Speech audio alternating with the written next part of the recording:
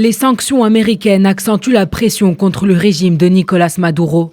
C'est une délégation américaine de haut rang qui a mené les représentants d'une cinquantaine de pays à joindre sa position à l'issue de la conférence internationale organisée à Lima. Au lendemain du gel total des biens aux États-Unis du gouvernement vénézuélien, l'administration Trump se dit prête à imposer toutes sanctions nécessaires pour asphyxier le régime du président socialiste.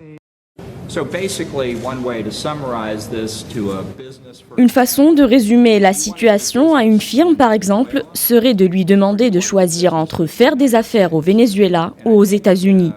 Je pense que n'importe quelle multinationale, qu'elle soit d'origine américaine ou européenne, devrait d'abord demander à ses managers s'il en vaut la peine de risquer un revenu provenant du gouvernement illégitime de Maduro ou s'il en vaut la peine de risquer leur entreprise aux États-Unis. Après cette annonce, Caracas a accusé Washington de terrorisme économique et de chercher à provoquer une rupture dans le dialogue entre représentants du gouvernement et de l'opposition. Même son de cloche du côté de la Russie qui a d'ailleurs décliné l'invitation à cette conférence. Les États-Unis, suivis par une cinquantaine de pays, ont été les premiers à reconnaître Juan Guaidó, le chef de file de l'opposition, comme président par intérim.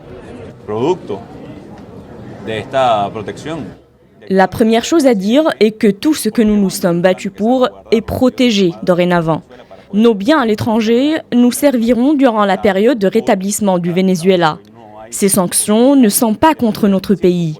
Elles sont contre le régime et contre ceux qui font des affaires aux dépens de la faim du peuple vénézuélien. En contra de Venezuela, va en contra de un régimen, va en contra de los que hacen negocios a expensas del hambre de los venezolanos.